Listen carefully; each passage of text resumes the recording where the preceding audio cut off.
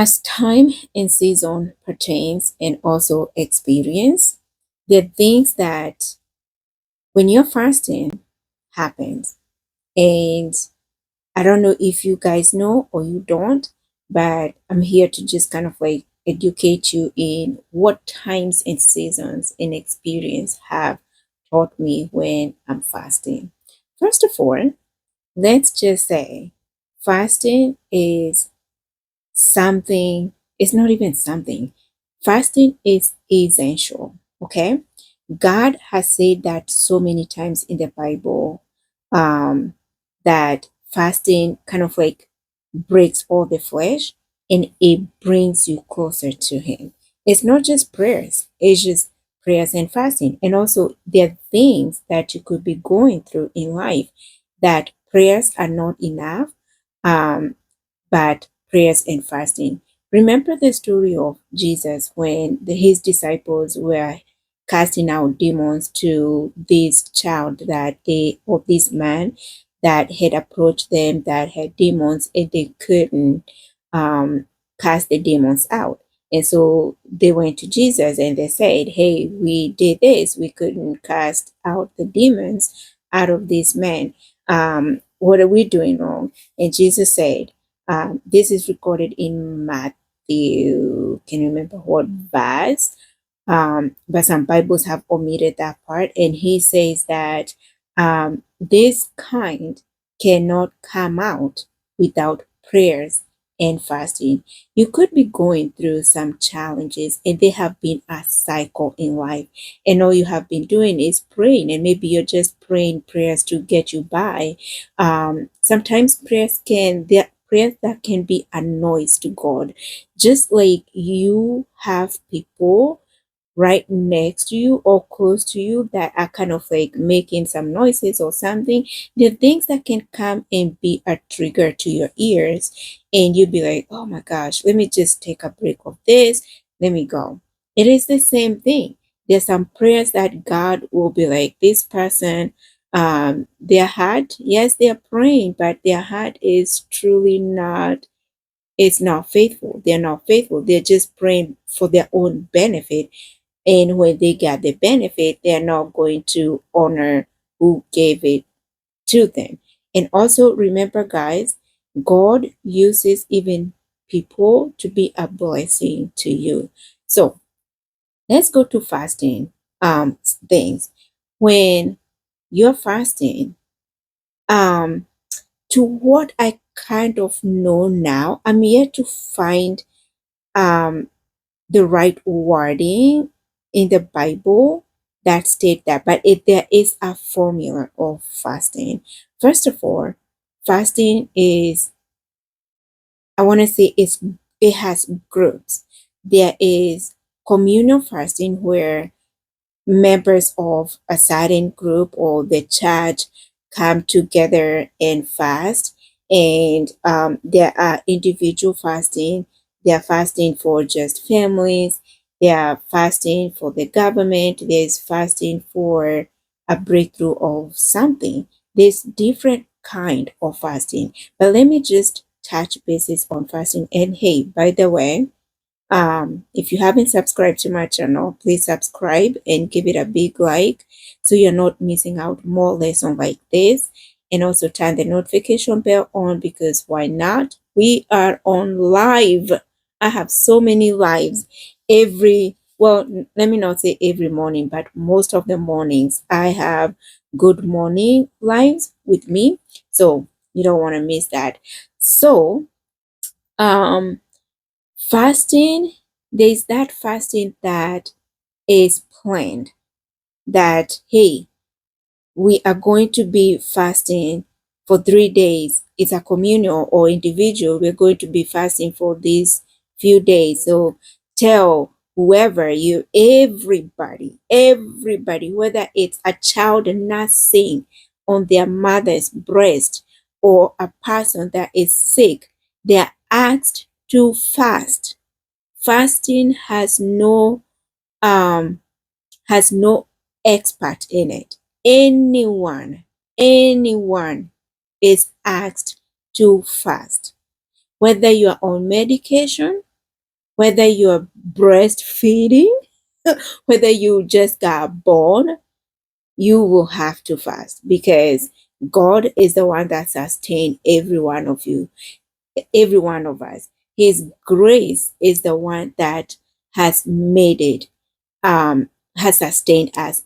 Um, who was it? Esther in the Bible, he called a fast, a mandatory fast, whoever was in that region. So it did not matter if it was a 1-year-old child or a pregnant woman or somebody on wheelchair, they had to fast. And what I know now, fasting, when it comes into a communal, whether it's two people having a communion with each other that they're going to fast, it is powerful. Even for you as an individual, it is still powerful. But there's something God has said, where 2 or 3 are gathered, He is there. Don't forget, you have the Holy Spirit, whom is your friend, whom is your assistant, whom is your intercessor, so that the Holy Spirit and you and somebody else, when are gathered, it's magical. It is magical. Just the same way he says in Proverbs, 3 strands are stronger than 1 strand, because when you sleep by yourself in the bed, it takes longer to warm the bed compared to when 2 people are on the bed. I'm not solitizing anything that you need to now say, oh, I need somebody. No, take that mind off. Come to the mind of Christ. Okay. Fasting, there are things that you might know and you might not know. First of all, I know fasting and prayers, and especially if you're doing it diligently, you're seeking God with all your mind, with all your heart, with everything that is you. You have surrendered every single thing that you know of about you. God will answer that prayer and fasting. And actually, it speeds up a result. It speeds up a result. Sometimes it might not be what you are praying that time. It might be something that you did not even expect, but there is something that speedily happens when you're fasting. The other thing, when it comes to just health, oh my gosh, reboost. Let me say reboost. You get rejuvenated even in your weakness when you're not having food or water or anything. You're just doing dry fasting. There is a kind of energy that happens. God give you a strength of a kind. I just can't explain it right now, or I'm not able to explain it right now. I believe you just have to experience it your own. Also, there is a certain joy that just spring out from your inside. There is a peace. You get to dream a lot. There's so much dreams that happens when you're fasting.